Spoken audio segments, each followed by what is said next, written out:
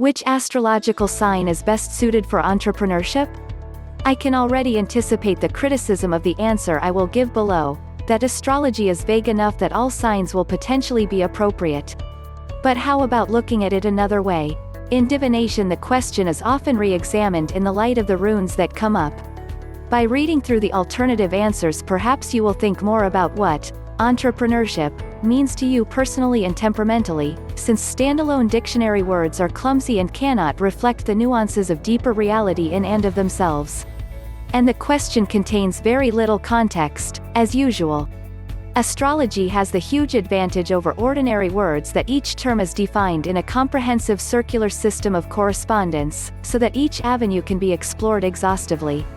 The vocabulary itself has practical application. Jupiter is the archetypal entrepreneur, since he is often characterized as the wealthy shipping merchant. His origins may have come from Fortuna.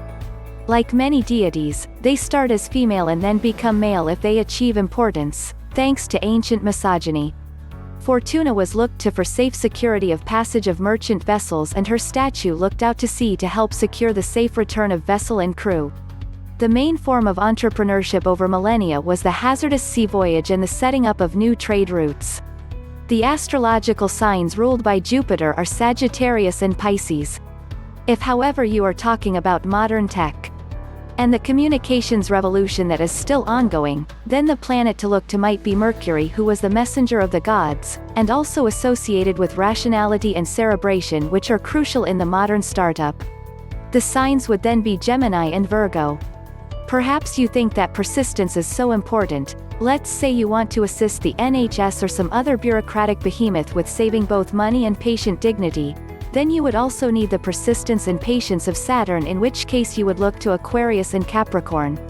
Or maybe you are connected to a government operation and looking to join the burgeoning quangocracy. In this case you would need the authority of the sun to proxy for the government of the day, and you would be looking to browbeat your way into prosperity. In this case you would be looking at the Sun and Leo. How apt that there is only one sign in this department.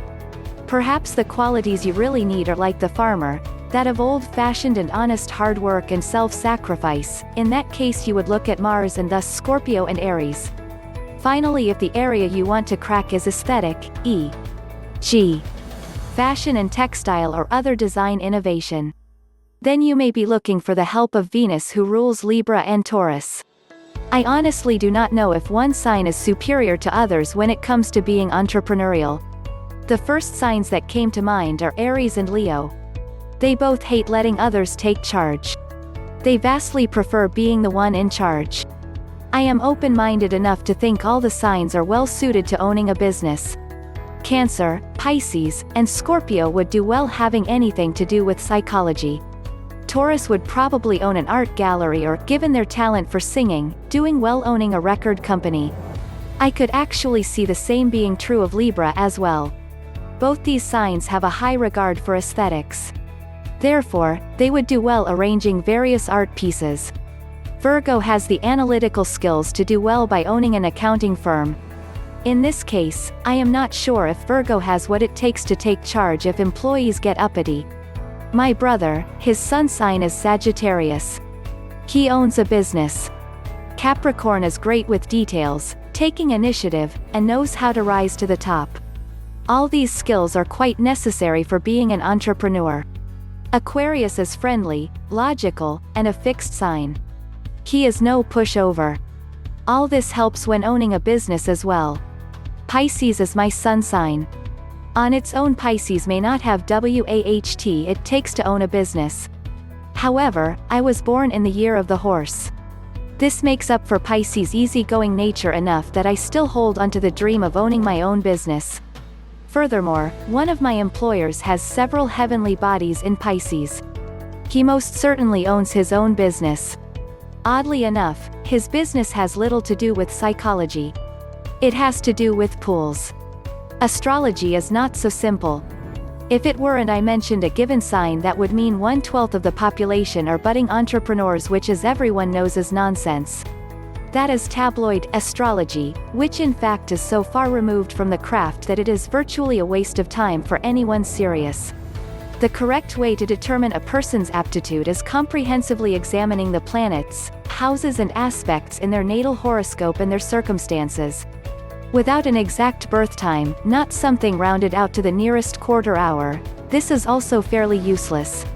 The kind of astrology I am interested in deals with specifics, not generalizations. A real horoscope is based on exact place and time of birth. Also, it is indispensable to see, hear, observe and otherwise familiarize oneself with the client. It's no good trying to do a blind reading of an unknown person without knowing their predicament, capabilities and standing in life. In the same way that no one can decipher gender or race from a chart, no astrologer can really be able to give a reading from the chart of a complete stranger. They could be retarded, an artiste, a king or a despicable villain, the client, not the astrologer. Haha. What any horoscope shows is potential, and how and where that may be acted out in life. What someone does with that is up to them, depending on their circumstances. Compare a prisoner's chart with a similar one of an aspiring Olympian. They will both yearn to express their physical prowess in ways beyond their limitations, and one would expect to see this in the planetary dynamics in both charts. Answering your question, one would expect to see fire and air signs in the chart, with active second, utilizing resources, and 8th, others reinvestors, 5th, creative thinking, 7th, if in partnership, and the 10th, career, for initial houses to look at, involving the Sun, Venus, Mars and/or Jupiter. One would also expect a good dose of Saturn as well, because without earthy practicality nothing substantial is going to come of any money-making scheme, however cunning it may be. Even the best crooks can be relied on to act in practical, well thought out, effective ways.